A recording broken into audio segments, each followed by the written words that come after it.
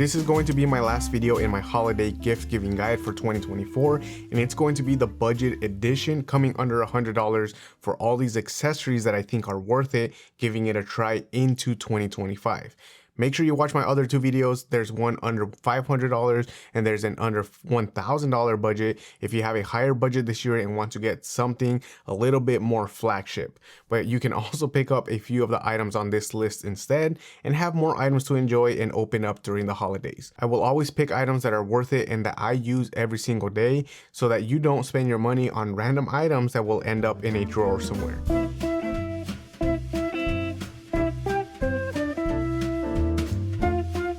The first item is going to be a more budget set of speakers in comparison to the Aura 4 speakers that I mentioned in the under 500 budget one, and it's going to be the MR4 speakers. These speakers come in at just around $100 for the first version, not officially titled 1.0, which I do have here, and they are a great set of beginner speakers for any desk setup. They are 4-inch speakers just like the Aura 4, and they're meant to work as a combo of monitors and also for enjoyment listening. With the click of a button, it turns the speakers into the music option rather than being set up as monitors. They also offer an RCA connection and a TRS connection as well in case you have a system to set up the TRS cables. They also have bass and treble adjustments, which is great if you want to tune the sound just a little bit without taking into account any extra hardware or software. I personally bumped the bass all the way up on these and kept the treble where it normally is. At $100, they don't offer Bluetooth, but they do have an aux connection in the front as well as a headphone jack in the front, so you can have both connected to your headphones or connect your phone via the front port instead. They were also one of the few speaker sets that were offered in white when I first purchased them, if that matches your aesthetic setup as well. There are 2.0 versions of these available now, but based on what I can see, they likely are just an iteration step, and the 1.0 versions are great, especially at their under $100 price point this season, so it's definitely worth picking up a pair now.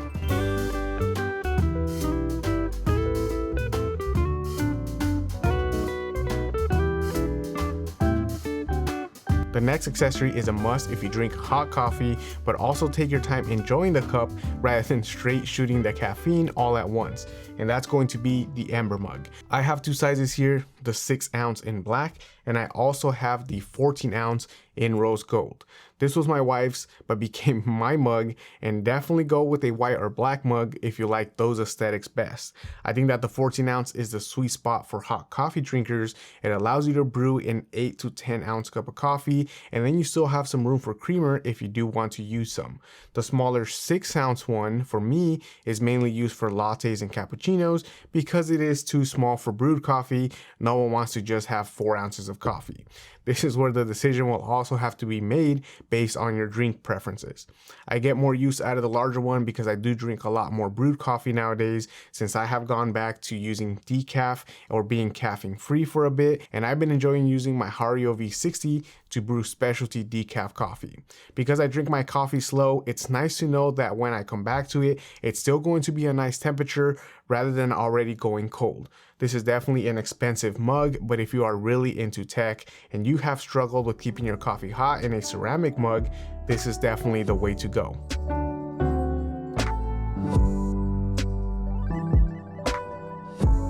This accessory is a mouse that actually needs no introduction, the MX Master 3, or the 3S if you want the newer one, which I'll explain here in a bit.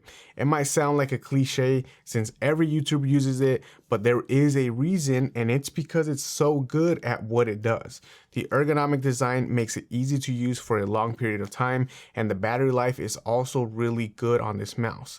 I go roughly about 4 to 6 weeks between charges, and that's not only my at-home mouse, but it's also the same time period for the one I have at work. The part that makes this mouse different though really comes down to the customization that it does offer for creatives and really for any productivity users out there. With the Logi Options Plus app, you can customize the way the scroll wheel, the side buttons, and the side click all work based on the app. Being able to map all of these buttons to be app specific adds to the reason why this mouse is used by multiple categories of users across the board. For example, if you're in Excel all the time, you can set up macros within the Excel app or the whole Microsoft suite if you want. If you're video or photo editing, you can set up macros within the Adobe suite or the Affinity suite as well. And if you're just a chronic Chrome user, you can set up macros for the Chrome app to have multiple commands on the ready. There has only been one update to this mouse in the past 5 years, and that was going over to the 3S mouse, which mainly made it to be a silent click rather than a clicky click. I tried the 3S and thought that the upgrade wasn't really worth it for me, but if you work with other people around you, or you yourself just really hate the clicking of the mouse all day, then definitely go with the 3S.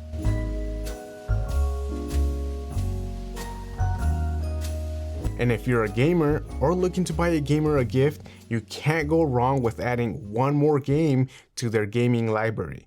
This one is an easy gift in terms of availability and options, but it can vary from person to person on which one to pick up.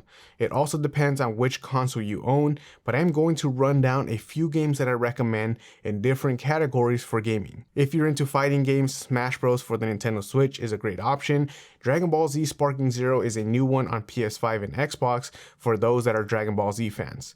If you like 2D platformers, Celeste is a must pick up on any console, and if you're Nintendo specific, I prefer Mario Maker 2 over Mario Wonder because it is an endless game and has versus mode as well. If you're into open world games, Elden Ring for any console is definitely a great option. If you want a PS5 exclusive, you can go with Ghost of Tsushima, and if you want a Nintendo exclusive, Tears of the Kingdom is definitely a great option.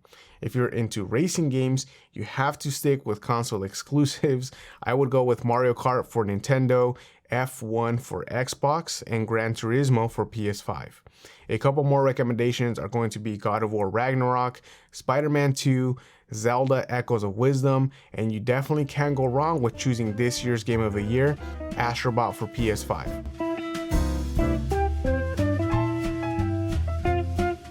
This next recommendation is a SanDisk SSD, or really any other external SSD brand out there, but you just need to get yourself some external storage.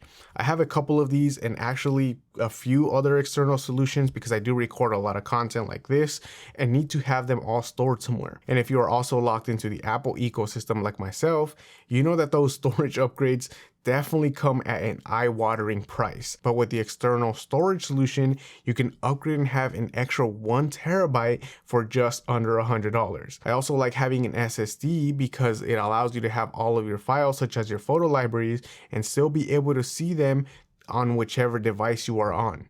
As long as the device has a USB-C input, you can plug in the external SSD, go to your files manager, and see all of your photos. This is a clean way to also get away from cloud storage, where you have all of your files in one place that can be used on most devices. Similar to any other type of important data though, if you really want to keep your photos without the risk of ever losing them, keeping them in 2 separate locations will always be the best option.